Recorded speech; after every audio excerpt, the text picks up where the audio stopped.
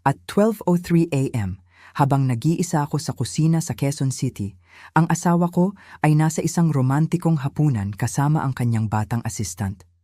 Ang mas masakit, tinawag siya nitong my husband sa isang post.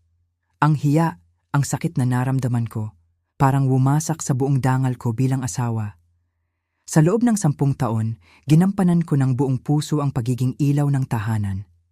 Ako ang nag-alaga sa kanya, nag-ayos ng budget at nagsakripisyo. Pero para sa kanya wala akong halaga. Akala niya, isa lang akong simpleng babae na walang utang na loob na pwede niyang lokohin. Ang hindi niya alam, may lihim na yaman at lakas akong hawak. Hindi lang ako basta asawa. Isa akong retired Army JAG officer at abogado. Bawiin ko man ang aking buhay, hindi ako mananatiling tahimik. Kukunin ko ang nararapat sa akin. Ibabalik ko ang aking dangal at mag-iiwan ako ng isang aral na hindi nila kailanman makakalimutan. Kung naranasan mo na ring mabaliwala sa sarili mong tahanan, i-like at i-share ang video na ito. Kwentuhan mo ako sa comments. Saan ka nanonood ngayon? Kabanata 1. Ang nabasag na gabi ng anibersaryo. May mga gabing hindi mo talaga malilimutan, hindi dahil sa labis na kaligayahan, kundi dahil sa tahimik na pagkabiyak ng iyong puso. Nakatayo ako sa gitna ng aming sala rito sa Quezon City. Ang paligid ay napakatahimik. Ang naririnig ko lamang ay ang mahinang hum ng aming aircon at ang sarili kong paghinga. Nakasuot ako ng isang magandang gabi na damit na matagal kong itinabi para sa pagkakataong ito. Bago ang lahat, nag-ayos ako. Naglagay ako ng kaunting lipstick at inayos ang aking buhok. Gusto kong maging maganda para sa kanya. Sa ibabaw ng hapagkainan, nakahapag ang isang simpleng cake. May nakasulat doon na mga salita ng pagmamahal. May 2 kandila ring naghihintay na sindihan. 10 taon. 10 taon na kaming kasal ni Daniel. Isang dekada ng pagsasama, ng mga pangarap, at ng mga pangakong binuo namin ng magkahawak ang mga kamay. Subalit, mag-isa lang ako sa mesa. Tumingin ako sa orasan sa dingding. Lumilipas ang mga minuto.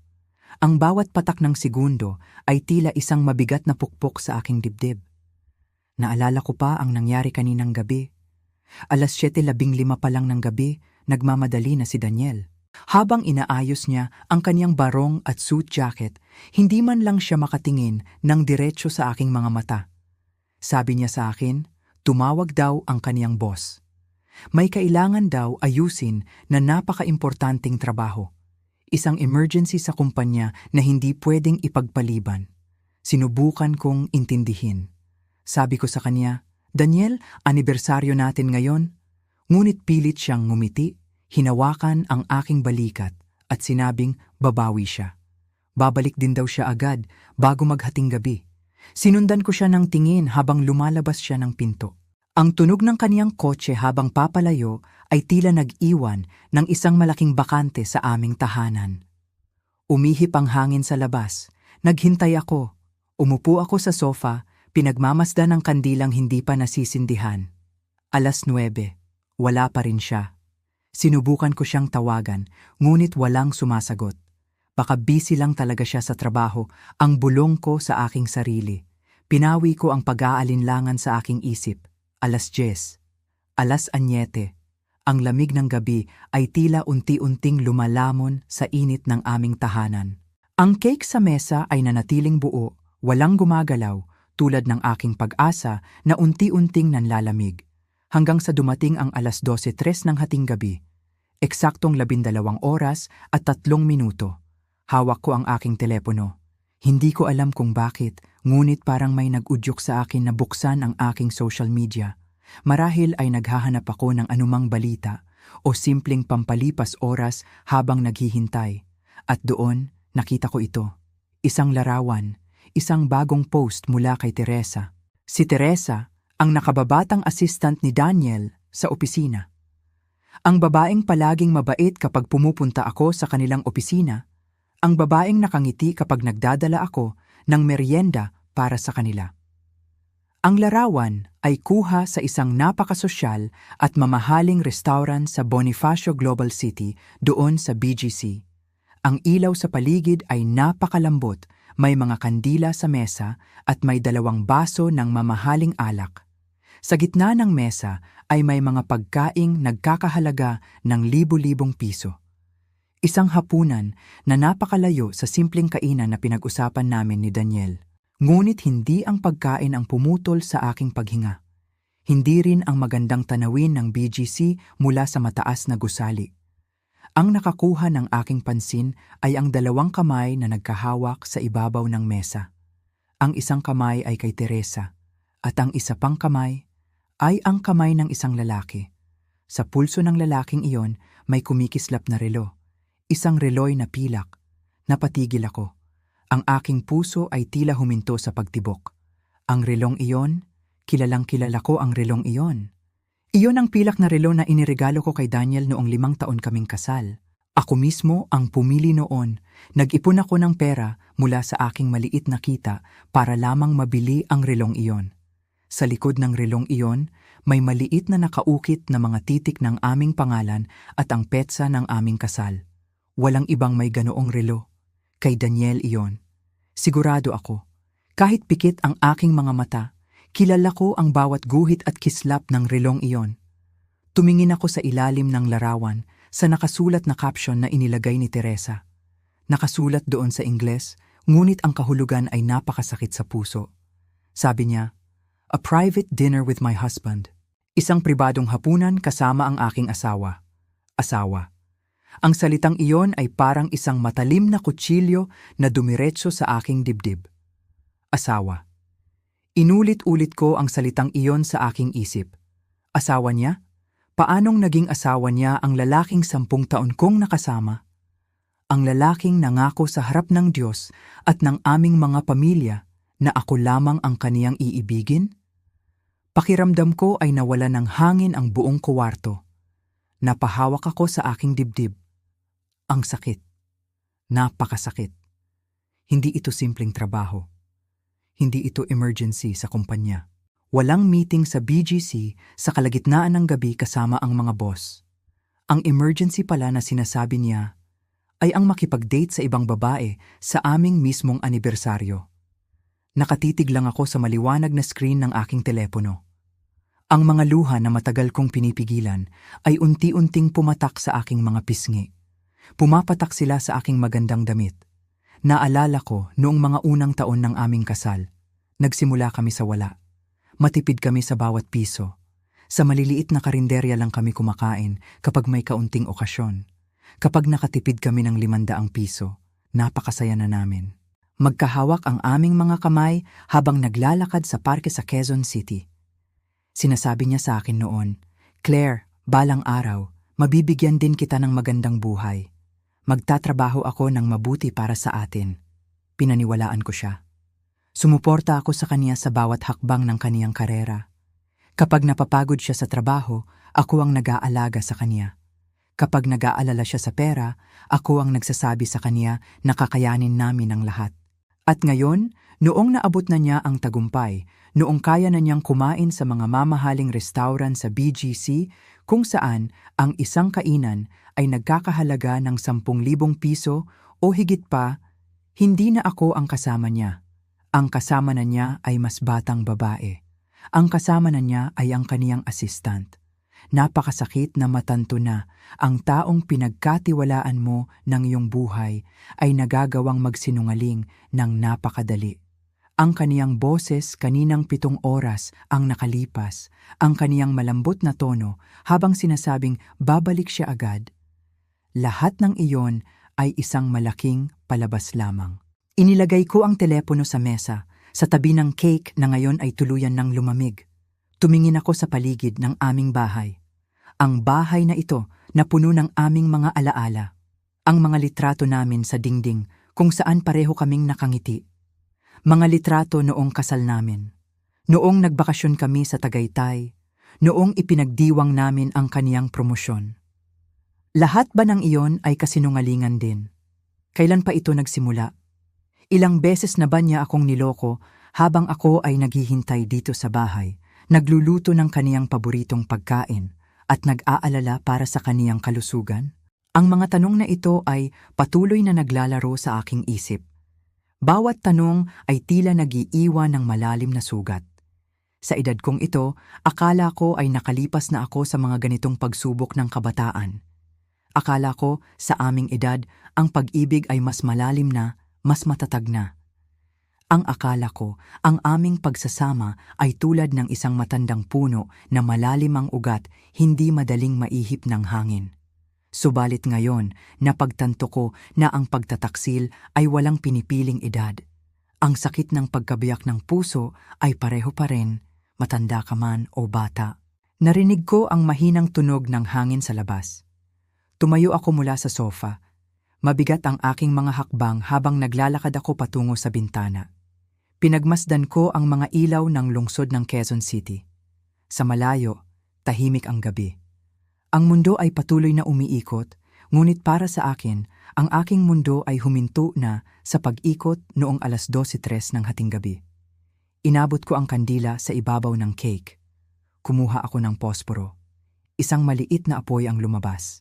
Isang ilaw sa gitna ng kadiliman ng kwarto. Pinagmasdan ko ang maliit na apoy na iyon. Napakaikli ng buhay ng apoy, ngunit napakainit. Maligayang anibersaryo sa atin, Daniel, ang mahinang bulong ko sa hangin. Walang makakarinig sa akin kundi ang 4 na sulok ng kwartong ito. Inipipan ko ang kandila, namatay ang apoy.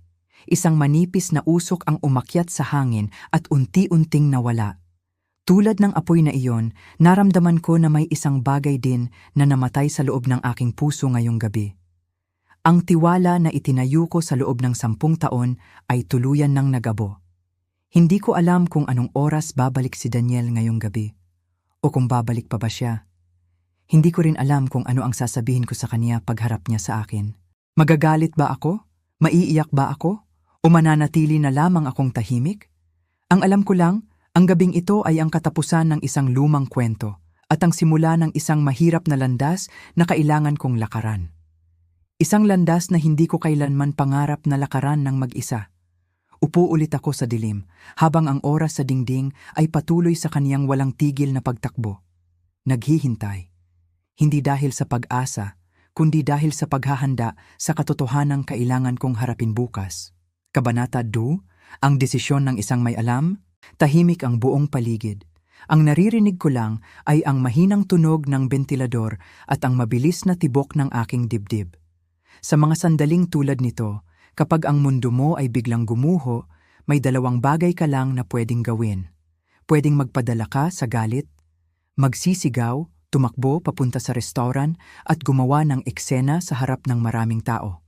O kaya naman, huminga ka ng malalim at mag-isip.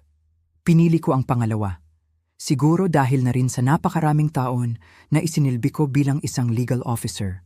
Sa trabaho ko noon, natutunan kong ang galit ay walang maitutulong. Ang galit ay nakakabulag. Kapag nagpadala ka sa emosyon, matatalo ka. Ang kailangan mo sa gitna ng bagyo ay malamig na pag-iisip. Tiningnan kong muli ang screen ng aking telepono. Ang mga larawan. Ang mga mensahe. Malinaw ang lahat. Walang pagdududa. Hindi ako umiyak. Walang ni isang patak ng luha na lumabas sa aking mga mata. Sa halip, dahan-dahan kong pinindot ang mga baton. Screenshot. 1, 2, 3. Inipon ko ang bawat ebidensya. Inilagay ko ang mga ito sa isang hiwalay na folder sa aking telepono. Pagkatapos noon, binuksan ko ang aming bank account. Ang pondo ng pamilya na pinaghirapan naming ipunin sa loob ng maraming taon. Doon ko nakita ang mga nakatagong gastusin, mga mamahaling kainan, mga resibo mula sa mga hotel. Libo-libong piso na nawawala ng walang malinaw na dahilan. 25,000 piso para sa isang gabi. Ang perang iyon ay sapat na sana para sa gamot ng pamilya o para sa mga pangangailangan sa bahay. Ngunit ginastos lang sa walang kabuluhang bagay. Hindi ako nagwala. Hindi ako nagbasag ng plato. Sa halip, kumuha ako ng panulat at papel. Isinulat ko ang bawat petsa. Isinulat ko ang bawat halaga. Maliwanag, maayos, walang kulang. Pagkatapos, binuksan ko ang aking laptop. Handa na ako. Nag-type ako ng isang email. Hindi ito mahaba. Hindi rin ito punong-puno ng galit o paninisi. Isa itong formal at direktang liham para kay Martin Hale, ang regional chairman ng kumpanya. Sinabi ko sa kanya ang mga katotohanan, kalakip ang mga ebidensya ng maling paggamit ng pera ng kumpanya at ang hindi etikal na relasyon ng dalawang empleyado. Pagkatapos kong ipadala ang email, kumuha ako ng isa pang malalim na hininga. Sunod kong binuksan ang mensahe para kay Daniel. Isang maikling mensahe lang ang ipinadala ko sa kanya. Alam ko na ang lahat. Huwag ka nang mag-alala sa pagpapaliwanag. Mag-usap tayo sa harap ng abogado. Pindot, send, tapos na. Ang balang ipinutok ko ay hindi na pwedeng bawiin pa. Ilang minuto lang ang lumipas, biglang tumunog ang telepono ko. Si Daniel. Hindi ko sinagot. Inilapag ko lang ang telepono sa ibabaw ng mesa. Muling tumunog ang telepono, tumawag siya ulit. Sunod-sunod, walang tigil. Ilang sandali pa, isa namang ibang numero ang tumawag. Si Teresa. Gulong-gulo ang isip nila. Natataranta. Alam nilang nahuli na sila at alam nilang hindi ako ang babaeng pwedeng linlangin lang ng basta-basta. Tinitigan ko ang umiilaw na screen ng telepono. Sa bawat pagring nito, ramdam ko ang takot na dumadaloy sa kabilang linya. Takot na mawala ang lahat ng mayroon sila. Takot na mabunyag ang katotohanan sa harap ng maraming tao. Ngunit para sa akin, ang katahimikan ang pinakamakasaysayang tugon. Ayaw kong makipagsumbatan sa telepono. Ayaw kong marinig ang mga kasinungalingan na siguradong sasabihin nila para lang makaligtas. Nang tumigil ang pagring ng telepono, tumayo ako at pumunta sa kusina. Nagtimpla ako ng mainit na kape. Ang amoy ng kape ay nagdala sa akin ng kaunting kaginhawaan. Umupo ako sa gilid ng bintana at pinagmasdan ang labas. Ang mga puno sa bakuran na dahan-dahang iginagalaw ng hangin. Ang tahimik na kalsada sa aming barangay. Sa mga sandaling tulad nito, kapag pakiramdam mo ay nag-iisa ka sa gitna ng laban, kailangan mo ng isang taong makikinig sa iyo. Isang taong naniniwala sa iyo. Kinuha ko muli ang telepono at tinawagan ko si Naomi. Si Naomi ang pinakamatalik kong kaibigan. Mula pa noong kabataan namin, nandoon na siya sa bawat yugto ng buhay ko. Kasama ko siya sa mga tagumpay at kasama ko rin siya sa mga kabiguan. Nang sagutin niya ang tawag, hindi ko agad nagawang magsalita. "Claire, bakit ka napatawag?" Tanong ni Naomi. Ang boses niya ay puno ng pag-aalala. Huminga ako ng malalim. "Naomi, kailangan kita." Iyon lang ang nasabi ko, ngunit naintindihan agad ni Naomi. Walang maraming tanong. Sinabi niya agad na pupunta siya sa bahay. Pagkalipas ng kalahating oras, dumating si Naomi. May dala siyang mainit na pandesal at merienda. Pumasok siya sa bahay at agad akong nyanakap. Ang yakap ng isang tunay na kaibigan, napakalaking ginhawa sa pusong nasasaktan. Umupo kami sa mesa sa kusina. Dahan-dahan kong ikinuwento sa kanya ang lahat. Ipinakita ko sa kanya ang mga larawan. Ipinakita ko ang mga resibo. Ipinakita ko ang email na ipinadala ko sa opisina. Nakinig lang si Naomi. Hindi siya sumabat. Hindi siya nagmarunong. Nakinig lang siya ng buong puso. Nang matapos akong magsalita, hinawakan niya ang aking mga kamay. "Claire," mahinang sabi niya, "ang hirap ng pinagdadaanan mo. Pero pakinggan mo ako, napakatapang mo." Tumingin ako sa kanya. Ang karamihan sa mga tao, patuloy ni Naomi, ay magwawala, magtataas ng boses, manginginig sa galit. Pero ikaw, napanatili mo ang iyong dangal, gumawa ka ng tamang hakbang. Natatakot ako, Naomi, pag-amin ko sa kanya. Natatakot ako sa mga mangyayari sa mga susunod na araw.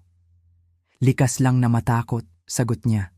"Pero tandaan mo, hindi ka nag-iisa. Nandito ako. Kasama mo ako sa bawat hakbang." Ang mga salitang iyon ni Naomi ay tila isang lampara sa gitna ng kadiliman. Ipinapaalala sa akin ng Diyos na kahit nawala ang tiwala ng taong minahal ko, may mga tao pa ring mananatiling tapat sa akin. Hindi pa tapos ang laban. Ito ay simula pa lamang ng isang mahabang proseso. Magkakaroon ng mga legal na usapin. Magkakaroon ng mga pagharap sa korte. Magkakaroon ng mga tsismis at salita sa lipunan. Ngunit habang nakaupo ako roon kasama si Naomi, naramdaman ko ang muling pagbabalik ng aking lakas. Ako si Claire. Hindi ako isang biktima na titiisin na lang ang lahat ng sakit. Ako ay isang babaeng may pinag-aralan, may dangal, at may kakayahang ipaglaban ang kung ano ang tama. Tiningnan ko ang aking mga kamay, hindi na sila nanginginig. Ang takot na naramdaman ko kanina ay dahan-dahan nang napapalitan ng isang bagay na mas matatag. Katiyakan. Katiyakan na anuman ang mangyari sa mga darating na araw, kakayanin ko. Sapagkat ang taong may hawak ng katotohanan ay hindi kailanman dapat matakot. Kabanata 3. Ang pagtatagpas sa maskara ng kasinungalingan. May mga araw sa buhay ng isang tao na parang tahimik ang lahat. Walang hangin na umiihip. Walang mga ibon na kumakanta. Walang anumang senyales na sa ilang sandali na lang magbabago na ang lahat. Para kay Clara, ang araw na iyon ay nagsimula tulad ng anumang karaniwang umaga sa kanilang bahay sa Quezon City. Maagang nagtimpla ng kape si Clara. Iyon ang paborito niyang gawin tuwing umaga. Ang amoy ng mainit na kape na humahalo sa malamig na hangin ng madaling araw. 22 taon na silang kasal ni Daniel. 22 taon na punong-puno ng mga alaala. May mga masayang araw, may mga araw na mahirap. Pero para kay Clara, sapat na ang alam niyang magkasama sila. Naisip ni Clara ang mga nakaraang taon, noong bago pa lang silang kasal, halos walang-wala sila. Ang tirahan nila noon ay isang maliit na apartment sa Sampaloc. Tuwing umuulan, mabilis na lumalaki ang baha sa kalsada. Minsan, kailangan pa nilang itaas ang mga muebles para hindi mabasa. Pero sa kabila ng lahat ng iyon, masaya sila. Si Daniel ay isang taong napakainit ng pakikitungo. Mapagmahal. Palaging nakatutok sa pamilya. Tuwing gabi, kahit pagod na pagod siya mula sa trabaho, bilang isang ordinaryong empleyado sa bangko, palagi pa rin siyang nagdadala ng pasalubong. Minsan ay paboritong bibingka ni Clara. Minsan naman ay mainit na pandesal para sa almusal kinaumagahan. Matagal na panahon ding ganoon ang buhay nila. Nagsumikap silang dalawa. Naging mabuting may bahay si Clara. Inalagaan niya ang tahanan, tinipid ang bawat sentimo, at siniguradong may mainit na pagkain tuwing uwi ni Daniel. Naniniwala siya na ang pamilya ay sama-samang lumalaban. At nagbunga naman ang kanilang mga pagsisikap. Pagkaraan ng 12 taon ng pagsusumikap, dumating ang malaking biyaya. Na-promote si Daniel bilang Vice President sa kaniyang kumpanya. Isa itong napakalaking tagumpay, matagal nila itong pinangarap. Nang ibalita iyon ni Daniel, hinalikan niya si Clara at sinabi, "Salamat, mahal ko. Kung hindi dahil sa suporta mo, hindi ko mararating ito." Iyon ang mga salitang humaplos sa puso ni Clara.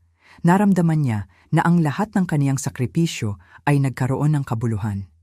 Ngunit, kasabay ng pag-akyat ni Daniel sa mataas na posisyon, dahan-dahang nagbago ang hangin sa kanilang tahanan. Sa simula, hindi ito gaanong halata. Bahagya lamang. Nagsimula ito sa mga simpleng bagay. Mas madalas na siyang lumalabas sa bahay ng maaga. Mas gabi na rin siyang umuuwi. Kapag tinatanong siya ni Clara kung bakit gabi na, ang palaging sagot ni Daniel ay pareho. Meetings, client dinners, business trips. "Naway maunawaan mo," sabi ni Daniel sa kanya noon. Ang posisyon ng Vice President ay may malaking responsibilidad. Hindi na ito tulad ng dati. Naway maunawaan, naway maunawaan. Paulit-ulit na sinasabi ni Clara sa kanyang sarili ang mga salitang iyon. Bilang isang loyal at maunawaing asawa, naniwala siya. Nagtiwala siya.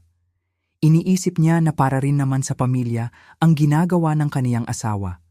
Subalit, may mga bagay na hindi kayang itago ng oras. Ang dating Daniel na palaging nakangiti tuwing uuwi, naging malamig. Ang dating Daniel na palaging nagtatanong kung kumusta ang araw ni Clara, naging tahimik. Tuwing hapunan, nakatitig na lang siya sa kaniyang telepono. Kapag kinakausap siya ni Clara, simpleng oo o hindi na lang ang sagot niya. Ang boses niya, nawalan na ng lambing. Ang kaniyang mga mata, tila malayo ang itinitingin. Isang Sabado ng hapon, habang nagtatahi si Clara sa sala, napansin niya ang tablet ng pamilya na nakapatong sa mesa. Ang tablet na ito ay matagal na nilang ginagamit na mag-asawa. Nakakonekta rito ang ilang accounts ng pamilya para sa mga gastusin sa bahay, utility bills at iba pang bayarin. Dahil hindi naman sanay si Clara sa masyadong komplikadong teknolohiya, ginagamit lang niya ito kapag tinitingnan ang mga resibo at bayarin sa bahay. Kinuha ni Clara ang tablet. Ang intensyon lamang niya ay tingnan kung nabayaran na ba ang bill sa kuryente para sa buwang iyon. Subalit, habang binubuksan niya ang folder ng mga digital receipt, may isang dokumento na pumasok sa notification list. Isa itong email receipt mula sa isang sikat at mamahaling restaurant sa Bonifacio Global City. Napatigil si Clara. Tinitigan niya ang halaga sa resibo. 25,500 piso, PIN 25,500. Mabilis na tumibok ang puso ni Clara. P25,500 para sa isang hapunan? Sa kaalaman ni Clara, kahit kailan ay hindi kumakain si Daniel sa ganoong mamahaling lugar kapag silang dalawa lang. Maging noong anibersaryo nila, sa isang simpleng kainan lang sila nagpunta sa Tagaytay. Lalo pang nagtaka si Clara nang makita niya ang maliit na note sa ibaba ng resibo. May nakasulat doon na mga salitang Ingles. Charge to client account. I-charge sa account ng kliyente? Sinuportahan ni Clara ang kaniyang kamay sa mesa dahil biglang nanghina ang kaniyang mga tuhod. Bakit kailangang magastos ng ganoon kalaking halaga para sa isang hapunan? At higit sa lahat, bakit sa araw ng linggo nakatala ang resibo? Ang araw ng linggo ay araw para sa pamilya. Sinabi sa kaniya ni Daniel noong araw na iyon na may biglaang emergency meeting daw sa opisina sa Makati. Pero ang resibo ay mula sa isang romantic restaurant sa BGC. Isang malalim na buntong hininga ang pinakawalan ni Clara. May kung anong lamig na gumapang sa kaniyang likod. Isang pakiramdam na nagsasabing may hindi tama. Isang pakiramdam ng isang ina at asawa na matagal nang nakakaramdam ng pagbabago, ngunit ayaw lang harapin ang katotohanan. Sinimulan niyang iscroll ang history ng mga resibo. Hindi lang pala iyon ang tanging resibo. Naglakbay ang kaniyang mga daliri sa screen ng tablet. Binalikan niya ang mga talaan sa nakalipas na 6 na buwan. At doon, dahan-dahang nabuksan ang pinto sa isang lihim na mundo na kailanman ay hindi niya inakalang umiiral. Ang unang natagpuan niya ay isang resibo mula sa Cebu, isang mamahaling resort sa Mactan, 2 gabi. Ang kabuuang halaga ay umabot sa mahigit 70,000 piso. Ang petsa? Iyon ang katapusan ng linggo kung kailan sinabi ni Daniel na pupunta siya sa Cebu para sa isang annual banking conference. Alalang-alala pa ni Clara ang araw na iyon. Tumawag pa siya kay Daniel noon para tanungin kung nakakain na ito ng tanghalian. Ang sagot ni Daniel sa kaniya, "Mahal, busy pa ako sa conference. Maraming ginagawa. Mamaya na lang tayo mag-usap." Pero sa resibo, nakatala ang 2 guests. 2 tao. At may kasama pang spa package para sa 2. Napahawak si Clara sa kaniyang dibdib. Mahapdi. Napakasakit. Hindi pa doon nagtatapos ang lahat. Nagpatuloy siya sa paghahanap. Sumunod niyang nakita ang mga resibo mula sa Tagaytay. Isang weekend getaway sa isang luxury boutique hotel na nakaharap sa Taal Lake. Ang nakasulat na dahalan sa expense report, Executive Strategy Retreat. Sumunod naman ay ang mga resibo mula sa Davao, mga tiket sa eroplano, mamahaling hapunan sa mga seafood restaurant, mga bilihin sa mamahaling boutique shop sa mall. Ang lahat ng ito ay nakatala bilang Chi Phi Kong Tai, mga gastusin ng kumpanya. Ngunit may isang detalyeng paulit-ulit na lumalabas sa bawat resibo at talaan ng booking. 2 letra, DM at TRDM at TR. Inulit-ulit iyon ni Clara sa kaniyang isip. Ang DM ay malinaw, Daniel Mercado. Ang pangalan ng kaniyang asawa. Ngunit sino si TR? Sino si TR? Nanginig ang mga daliri ni Clara. Sinubukan niyang alalahanin ang lahat ng taong nakapaligid kay Daniel sa kaniyang trabaho. Ang kaniyang mga sekretarya, ang kaniyang mga kapwa-opisyal sa bangko, ang kaniyang mga kliyente. Biglang naalaala ni Clara ang isang okasyon noong nakaraang taon, ang Christmas party ng kumpanya ni Daniel. Sa okasyong iyon, ipinakilala sa kanya ni Daniel ang isang bagong pasok na marketing director. Isang batang babae. Maganda, matalino, palaging nakangiti. Ang pangalan ng babaeng iyon, Teresa Ramos. T.R. Teresa Ramos. Para bang may malakas na kidlat na gumuhit sa kalangitan sa gitna ng maliwanag na tanghali. Ang lahat ng mga pira-pirasong palaisipan na nagpahirap sa isip ni Clara sa nakalipas na mga buwan ay biglang nagkatugma-tugma. Ang mga gabi na sinasabi ni Daniel na kailangan niyang mag-overtime. Ang mga pag-alis niya tuwing Biyernes ng gabi na ang dahilan ay urgent client meeting sa labas ng Maynila. Ang amoy ng mamahaling pabango ng babae na minsan ay naaamoy ni Clara sa kaniyang mga polo tuwing naglalaba, mga pabalat bunga na dahilan na sinasabi ni Daniel na nagmula lang sa mga kasama sa elevator. Lahat ng iyon ay kasinungalingan. Lahat ng iyon ay isang malaking dula-dulaan. Napaupo si Clara sa gilid ng sofa. Napatingin siya sa mga larawan sa dingding ng kaniyang sala. Naroon ang larawan ng kanilang kasal, 22 taon na ang nakararaan. Nakasuot siya ng simpleng puting damit. Si Daniel naman ay nakasuot ng barong Tagalog, nakangiti ng malapad, at hawak ng mahigpit ang kaniyang kamay. Naroon din ang mga larawan ng kanilang pamilya noong maliliit pa ang kanilang mga anak. Mga larawan ng simpleng buhay na puno ng pagmamahal at pagtatapat. Paano nagawang tapakan ni Daniel ang lahat ng ito? Paano niya nagawang ipagpalit ang 12 taon ng pagsusumikap at katapatan para lamang sa panandaliang luho at kasinungalingan? Hindi umiyak si Clara. Walang luhang lumabas sa kaniyang mga mata. Ang nararamdaman niya ay hindi lang simpleng kalungkutan. Mas malalim pa doon. Ito ay ang lamig ng katotohanan. Isang uri ng lamig na kumakapit sa kaibuturan ng puso. Sa buong buhay niya, itinuring ni Clara si Daniel na kaniyang pader, ang kaniyang kakampi sa lahat ng laban sa buhay. Nagsilbi siyang sandigan nito noong walang-wala pa sila. Nangutang siya sa mga kamag-anak noong nagkasakit si Daniel para lang may pambayad sa ospital. Nagbenta siya ng sarili niyang mga alahas noong kulang ang puhunan nito sa negosyo.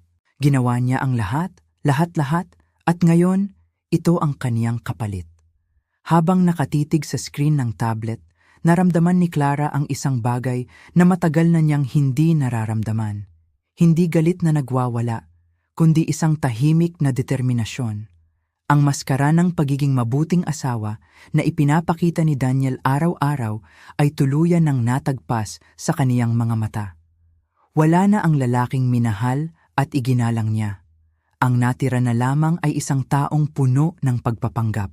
Bumalik sa kaniyang isip ang payo ng kaniyang pumanaw na ina noong siya ay bata pa sa probinsya sa Iloilo.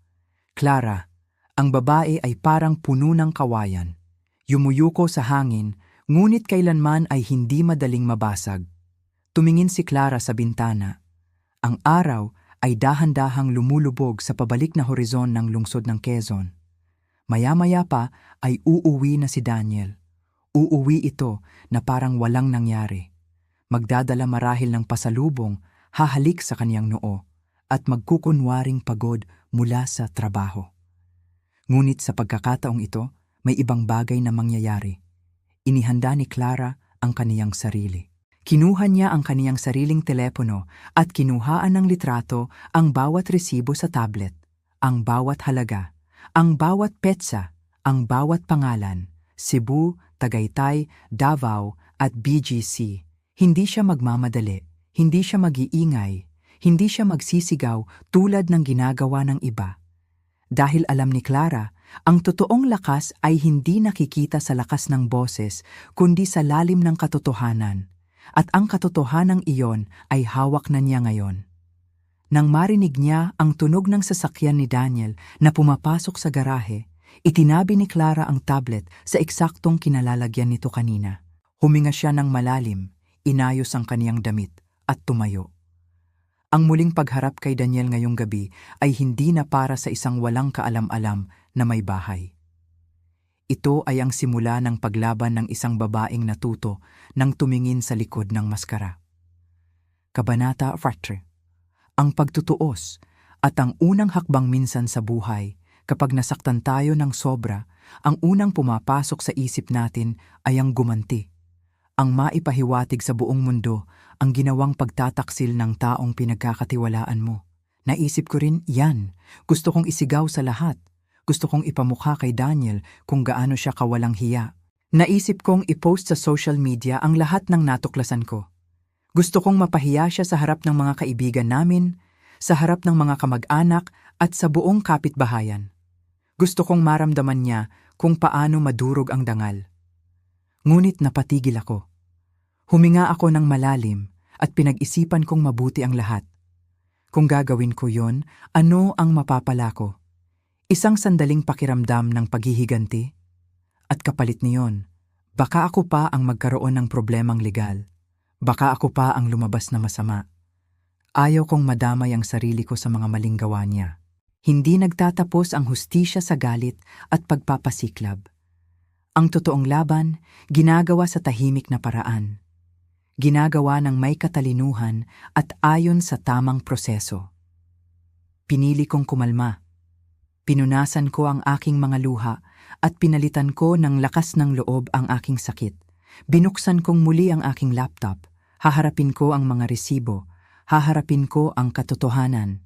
Dahan-dahan kong nirepaso ang aming mga joint account. Bawat piso na inipon namin mula sa maraming taon ng pagtatrabaho, naroon ang bakas. Bawat remittance, bawat withdrawal, at bawat bayad gamit ang card. Dati, pumipikit lang ako kapag may mga gastos na hindi malinaw.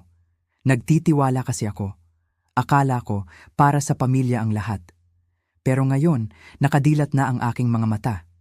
Nakita ko ang napakaraming gastos na walang kinalaman sa aming tahanan. Mga mamahaling hapunan sa malalaking restaurant sa Bonifacio Global City. Mga pagbili ng mga mamahaling gamit at alahas. At ang pinakamasakit sa lahat, ang mga paglipat ng pera papunta sa personal na account ni Teresa. Hindi lang pala libo. Umabot na sa daan-daang libong piso ang nawala sa aming naipon. 200,000 piso. 300,000 piso, mga perang pinaghirapan ko, mga perang dapat ay para sa aming pagtanda, para sa aming buhay pagre-retiro dito sa Pilipinas. Habang tinitingnan ko ang mga numerong iyon sa screen, pumatak ang aking luha sa keyboard. Hindi dahil sa panghihinayang sa pera lamang, kundi dahil sa kawalan ng respeto. Ganito na pala ako kababa sa paningin niya. Ang perang inipon para sa aming kinabukasan, ipinamimigay lang pala niya sa ibang babae. Subalit hindi na ako umiyak ng matagal. May mas mahalaga akong kailangang gawin. Iniligtas ko ang bawat bank statement. Kunan ko ng larawan ang bawat resibo. Inilagay ko ang lahat ng ebidensya sa isang hiwalay na folder. Maayos, malinaw, walang maipagkakaila. Kapag may katotohanan ka hawak, hindi mo kailangang mag-isip ng anumang kwento. Ang mga numero na mismo ang magsasalita para sa iyo. Kinabukasan, maaga akong nagising. Bagaman mabigat ang aking pakiramdam at puyat ang aking mga mata, alam kong kailangan kong maging matatag. Naghain ako ng ulat sa compliance department ng kumpanya kung saan nagtatrabaho si Daniel. Kasama sa mga ginamit niyang pera ang pondo ng kumpanya para sa kanyang mga personal na lakad kasama si Teresa. Isinama ko rin sa sulat ang aming circular kay Sir Martin, ang kanyang nakatataas na boss. Ipinadala ko ang email. Isang pindot lang ng daliri. Nang maipadala ko iyon, naramdaman ko ang kakaibang katahimikan. Walang balik na sigaw, walang away. Pero alam kong iyon na ang simula ng kanyang pagbagsak. Ginawa ko ang tama. Hindi dahil sa galit lamang, kundi dahil kailangan kong protektahan ang natitira kong dignidad. Hindi nagtagal, nagsimula nang tumunog ang aking telepono. Si Daniel. Hindi ko sinagot ang kanyang mga tawag. Hindi ko na gustong marinig ang kanyang boses ng direktang kausap. Ayaw ko nang makipagtalo. Ayaw ko nang makinig sa mga pagsisinungaling na ginawa niyang kasanayan sa loob ng maraming taon. Dahil hindi ko sinasagot ang telepono, nagsimula siyang magpadala ng mga voice message. Isa-isa, sunod-sunod. Nakatitig lang ako sa screen ng telepono habang lumalabas ang mga notifications. Sa bawat pag-iilaw ng screen, nararamdaman ko ang pagbilis ng tibok ng aking dibdib. Pero pinindot ko ang play sa unang voice message. Gusto kong marinig. Gusto kong maging saksi sa sarili niyang mga salita. Ang unang mensahe ay puno ng galit. Dumadagundong ang kanyang boses. "Claire, ano ba itong ginagawa mo?" Sigaw niya sa tape. "Nababaliw ka na ba? Bakit ka nagpadala ng email kay Sir Martin? Bakit mo ako isinumbong sa compliance? Anong karapatan mong sirain ang pangalan ko sa opisina?" Nakinig lang ako. Walang bakas ng pagsisisi sa kanyang boses. Galit lang. Galit siya dahil nahuli siya. Galit siya dahil naituro ang kanyang mga maling gawa. Sinundan iyon ng isa pang voice message. Dito sumigaw pa siya ng mas malakas. "Tigilan mo tong kagaguhan na Auto Claire. Alam mo bang nakataya rito ang promotion ko? Ilang taon kong pinaghirapan to. Kapag nawala sa akin ang posisyong ito, kasalanan mo ang lahat. Kapag hindi ako na-promote, mawawalan tayo ng kita. Mag-isip ka naman." Bahagya akong napangiti nang may kapaitan habang nakikinig. Ang promotion pa rin niya ang iniisip niya. Ang posisyon pa rin niya sa kumpanya. Wala man lang siyang naisip tungkol sa kung paano niya winasak ang aming tahanan. Wala siyang naisip tungkol sa sakit na idinulot niya sa akin. Ang mahalaga lang sa kanya ay ang kanyang sarili, ang kanyang pangalan, at ang kanyang pera. Subalit nang makita niyang hindi ako sumasagot at hindi ako nagpapadala sa kanyang pananakot, nagbago ang kanyang tono sa mga kasunod na mensahe. Ang galit ay napalitan ng mga dahilan. Naging malumanay ang kanyang boses, ngunit puno ng kaplastikan. "Claire, pakinggan mo naman ako, pakiusap," sabi niya sa panibagong voice message. "Nagkakamali ka lang ng iniisip. Walang malalim na kahulugan ang mga nakikita mo." Si Teresa? Naku, alam mo namang palabiro lang yung taong yon. Isang walang malisyang biro lang yon, Claire. Walang anyo ng pagtataksil doon. Masyado ka lang nagiging sensitibo. Biro? Napapikit ako ng mariin. Ang paglipat ng daan-daang libong piso sa ibang babae ay isang biro lang? Ang pagbili ng mga alahas habang ako ay nagtitipid sa bahay ay isang biro lang? Ang pagpunta sa mga hotel at restauran ng nakatago ay isang biro lang? Kung para sa kanya ay biro iyon, napakasakit namang maging paksa ng kanyang patawa.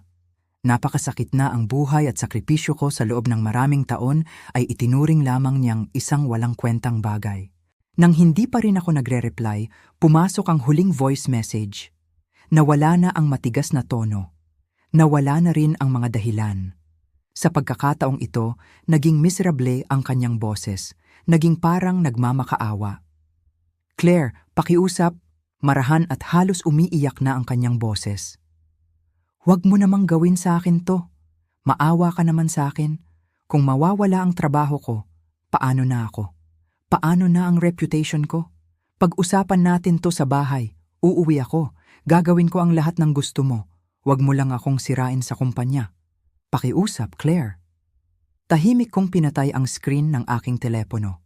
Dati-rati, kapag naririnig kong nagmamakaawa ang aking asawa, agad lumalambot ang aking puso. Dati, handa akong magpatawad. Handa akong magtiis at kalimutan ang lahat para lang sa kapayapaan ng aming pamilya. Iyan ang itinuro sa atin mula pa noong bata tayo. 'Di ba? Ang magtiis, ang magpakumbaba, ang unahin ang pamilya bago ang sarili.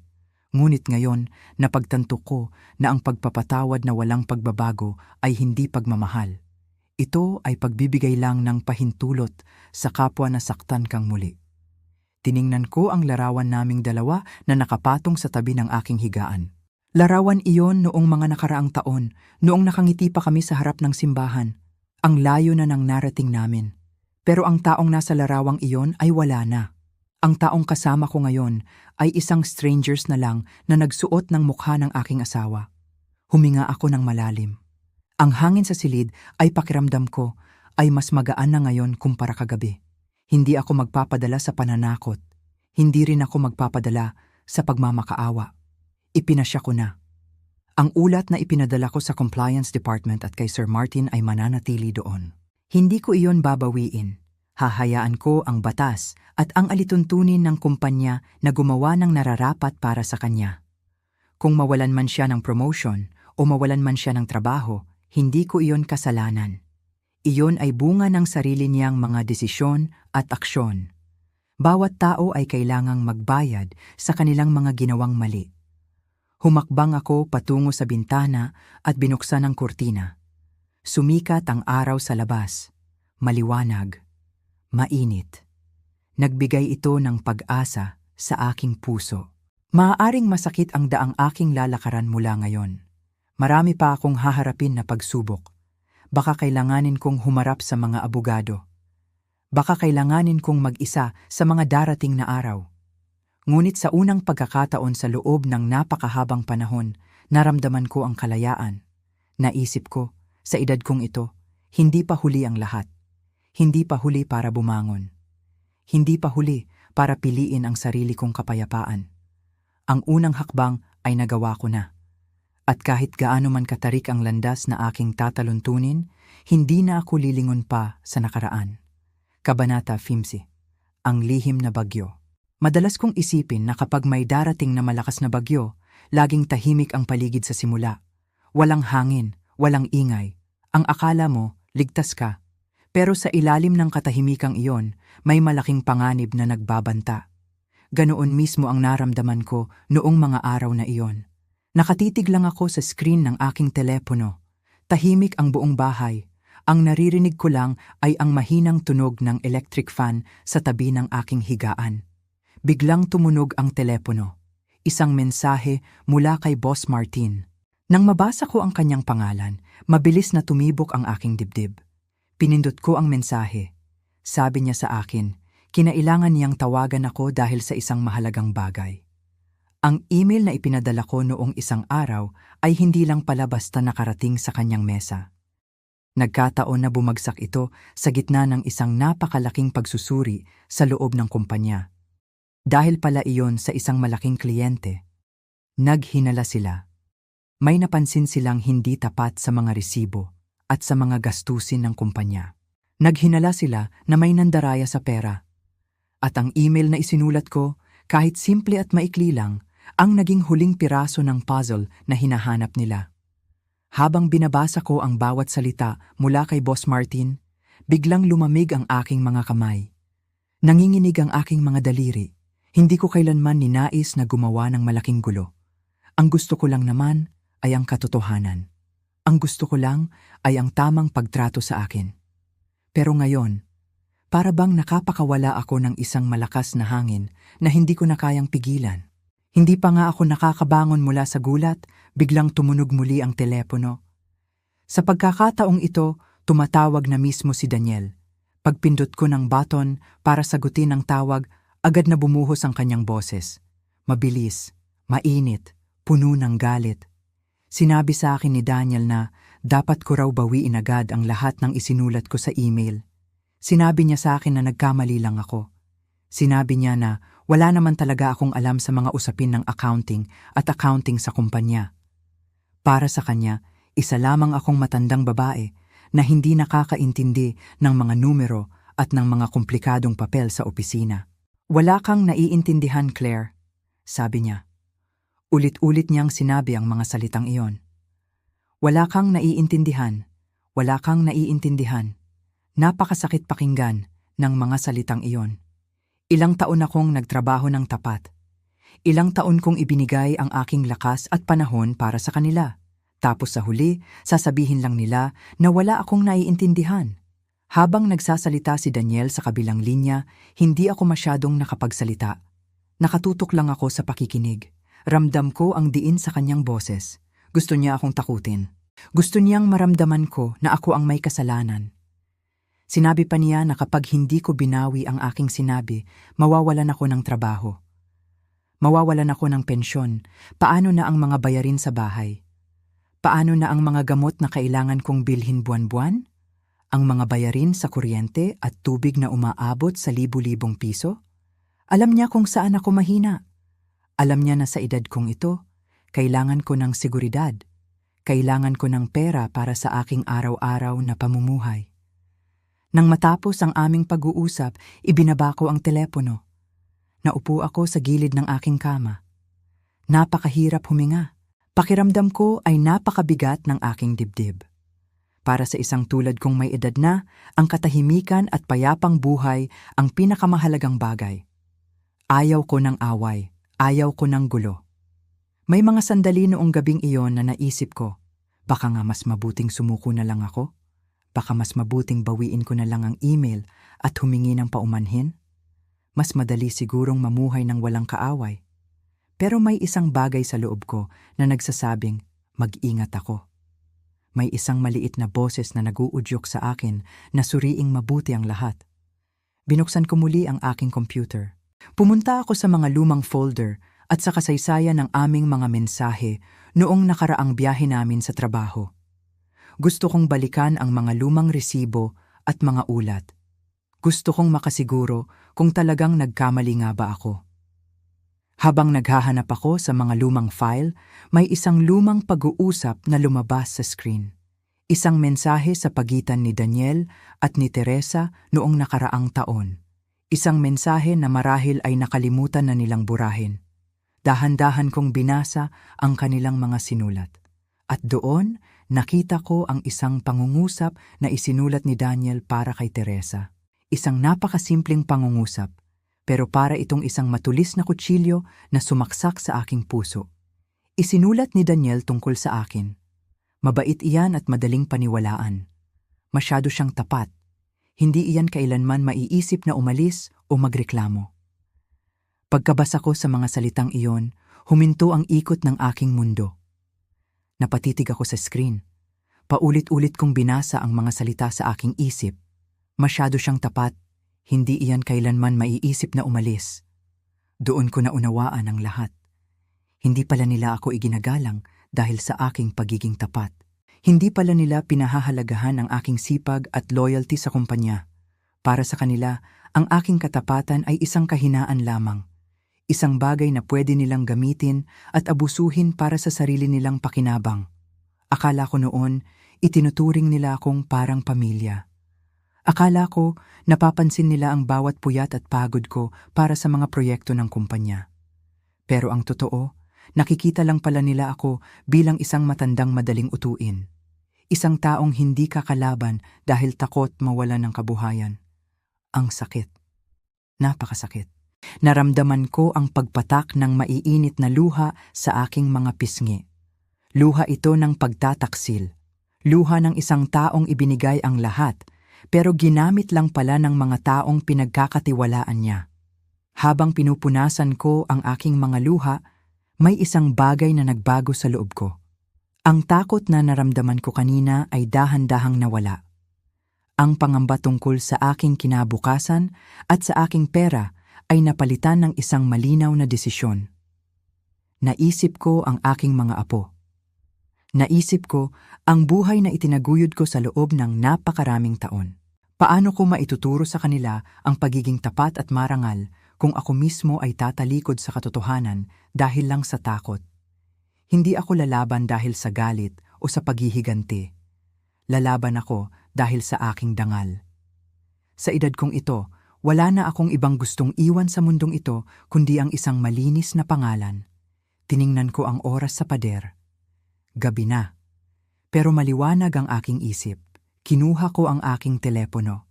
Binuksan ko ang email mula sa Bantuan Thu, ang compliance department ng kumpanya. May imbitasyon sila para sa isang opisyal na panayam upang pag-usapan ang mga natuklasang katiwalian. Dati, nag-aalinlangan ako kung sisipot ba ako o hindi. Nag-aalala ako na baka lalong lumala ang sitwasyon. Pero ngayon, wala na ang alinlangan sa aking puso.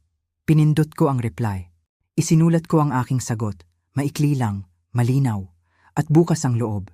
Sinabi ko sa kanila na nakahanda na ako. Dadalo ako sa opisyal na panayam. Sasabihin ko ang lahat ng aking nalalaman nang walang ibinabawas at walang idinaragdag. Nang maipadala ko ang email na yon, nakatitig lang ako sa screen ng ilang segundo. Huminga ako ng malalim. Sa unang pagkakataon sa loob ng napakahabang panahon, naramdaman ko ang labis na kaginhawahan sa aking dibdib. Alam ko na hindi magiging madali ang mga susunod na araw. Alam ko na maraming pagsubok pa ang darating at baka maging mahirap ang pakikipaglaban sa mga taong may kapangyarihan at pera. Pero hindi na ako natatakot, sapagkat kapag ang isang tao ay nakatayo sa panig ng katotohanan, wala na siyang kailangang katakutan pa. Ang bagyong ito, gaano man kalakas, ay lilipas din. At sa paglabas ng araw, alam ko na makakatayo ako ng may taas noo at malinis na konsensya. Kabanata Arfem. Ang pagharap sa katotohanan, isang maaliwalas na umaga ng Lunes. Ngunit para sa akin, ang hangin sa Ortigas ay napakabigat. Habang nakatayo ako sa harap ng mataas na gusali ng aming kumpanya, marahan kong hinawakan ang aking dibdib. Nararamdaman ko ang mabilis na tibok ng aking puso. Sa edad kong ito, hindi ko kailanman naisip na makararanas ako ng ganitong uri ng pagsubok. Ngunit kailangan kong maging matatag. Katabi ko si Atayman Rebecca, ang aking abogado sa labor law. Isang babaeng may kalmado ngunit matapang na panlabas na anyo. Tumingin siya sa akin at ngumiti ng bahagya. Ang ngiting iyon ay nagbigay sa akin ng kaunting lakas ng loob. Sabi niya sa akin, "Claire, tandaan mo, ang katotohanan ang pinakamalakas mong sandata ngayong araw. Huwag kang matakot." Tumango ako ng dahan-dahan. Pumapasok na kami sa gusali. Habang naglalakad kami sa malinis at makintab na lobby, biglang may tumawag sa pangalan ko.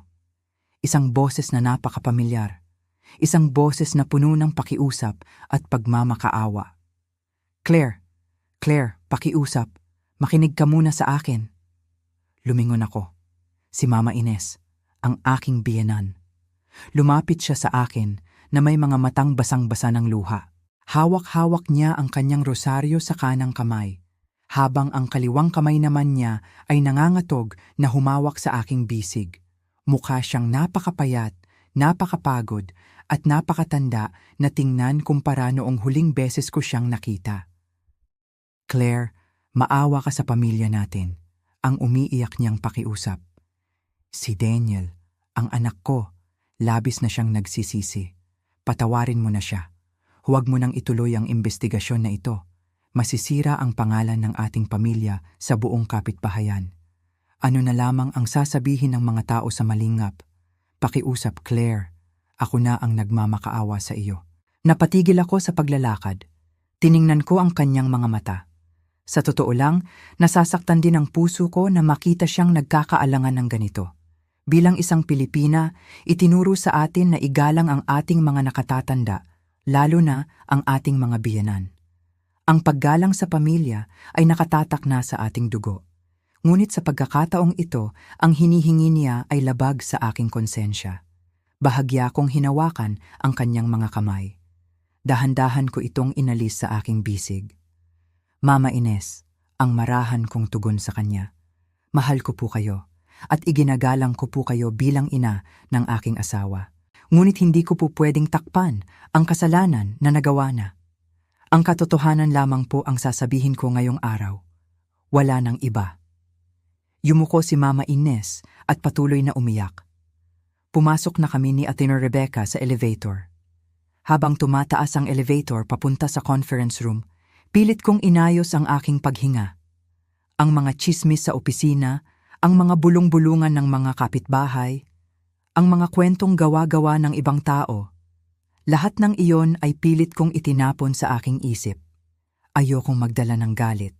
Ayokong magdala ng haka-haka. Ang kailangan ko lamang ay ang katotohanan. Pagpasok namin sa silid ng investigasyon, nakaupo doon ang 3 opisyal ng Human Resources. Malamig ang hangin mula sa aircon. Seryoso ang kanilang mga mukha. Nagsimula ang pagtatanong. Bawat tanong na ibinabato nila sa akin ay sinasagot ko ng maikli, malinaw at may pag-iingat. "Kailan mo nalaman ang tungkol sa hindi autorisadong transaksyon?" ang tanong ng isa sa mga opisyal.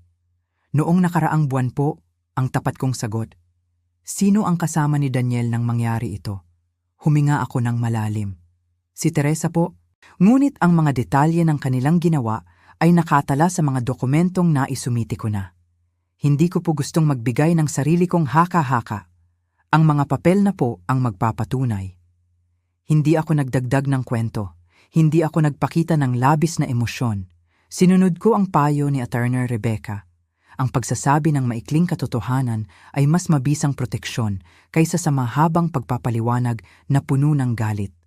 Matapos ang 2 oras, natapos din ang panayam. Pakiramdam ko ay nabawasan ng malaking patong ng mabigat na bato ang aking balikat. Paglabas namin ng gusali, nagpaalam na si Attorney Rebecca. Sinabi niya sa akin na magpahinga muna ako. Ngunit bago ako makauwi, tumunog ang aking telepono. Isang mensahe mula kay Daniel. Claire, pakiusap. Magkita tayo sa Mary Grace sa Podic. Kahit kalahating oras lang, kailangan kitang makausap ng masinsinan. Ang Mary Grace.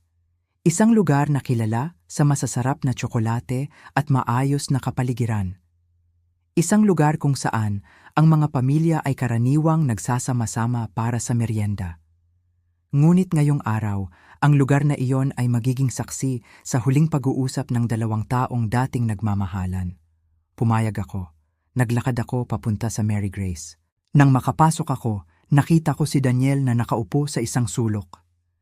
May nakatagong tasa ng mainit na tsokolate sa kanyang harapan, ngunit hindi niya ito ginagalaw. Ang kanyang mukha ay halatang walang tulog. Ang kanyang mga mata ay pinalilibutan ng maitim na balat. Umupo ako sa kanyang tapat. Ilang sandali kaming tahimik. Ang tunog lamang ng mga kutsara at tinidor sa paligid at ang mahinang tugtog ng musika ang aming naririnig. Salamat at dumating ka, Claire, ang panimula ni Daniel. Ang boses niya ay basag at mahina. Ano ang gusto mong pag-usapan natin, Daniel? Ang tanong ko. Tumingin siya sa akin. May takot sa kanyang mga mata. Gusto kong humingi ng tawad, ang sabi niya. At gusto kong sabihin sa iyo ang lahat. Yumuko siya at hinawakan ang kanyang sariling mga kamay. Nagsimula siyang magsalita. 8 buwan, ang marahan niyang sabi. 8 buwan na kaming may lihim na ugnayan ni Teresa. 8 buwan. Ang salitang iyon ay parang isang matalas na kutsilyo na dahan-dahang sumaksak sa aking dibdib. 8 buwan. Habang ako ay nagluluto ng hapunan para sa kanya. Habang inaayos ko ang kanyang mga damit. Habang nagdarasal ako gabi-gabi para sa kanyang kalusugan at kaligtasan sa trabaho. 8 buwan na pala niya akong niloloko. Naramdaman ko ang pag-init ng aking mga mata. Nais kong umiyak. Nais kong sumigaw. Ngunit pilit kong pinigilan ang aking sarili. Huminga ako ng malalim.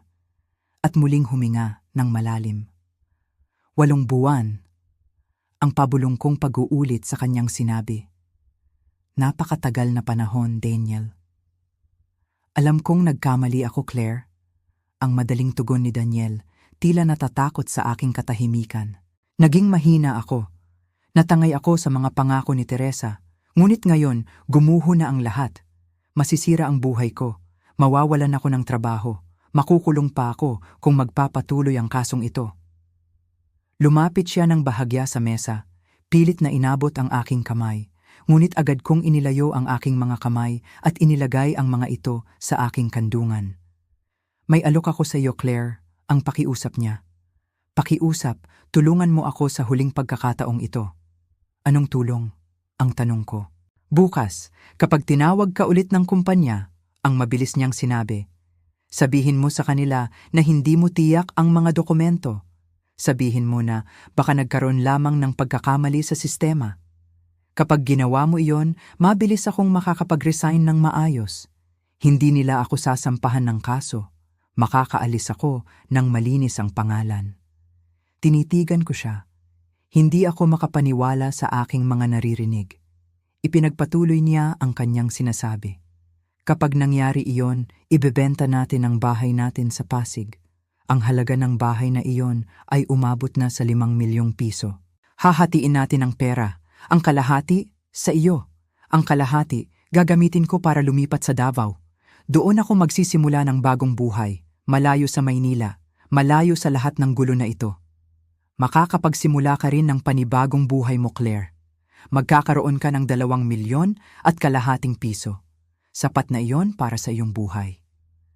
5 milyong piso, isang napakalaking halaga. Isang halaga na pwedeng makapagbago ng buhay ng isang taong tulad ko. Sa halagang iyon, Hindi ko na kailangang mag-alala sa aking mga bayarin sa gamot. Hindi ko na kailangang mag-alala sa aking pagkain sa araw-araw. Pwede akong mabuhay ng komportable hanggang sa aking pagtanda. Ngunit ang presyo ng perang iyon ay ang aking karangalan. Ang presyo nito ay ang pagsisinungaling.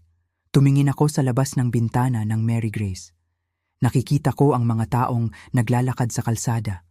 Ang mga matatandang tulad ko na may kasamang kanilang mga apo. Ang mga pamilyang masayang nagtatawanan.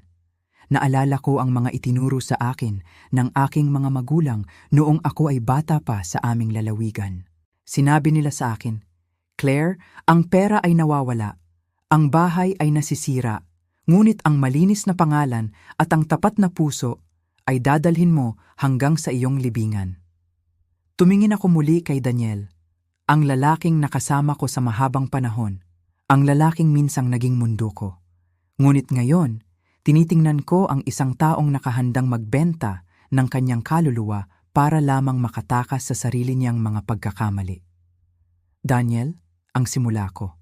Ang boses ko ay kalmado, walang galit, walang poot, ngunit puno ng katatagan. "Claire, pakiusap," ang huling pakiusap niya. "Hindi ko gagawin ang gusto mo," ang malinaw kong pahayag. Napatigil si Daniel. Nanlaki ang kanyang mga mata. "Ano? Claire? Mag-isip ka. 5 milyong piso ang nakataya dito. Magsisinungaling ka lang ng kaunti sa kumpanya. Walang masasaktan." "May masasaktan, Daniel," ang sagot ko. "Ako. Masasaktan ang sarili ko. Masasaktan ang aking konsensya."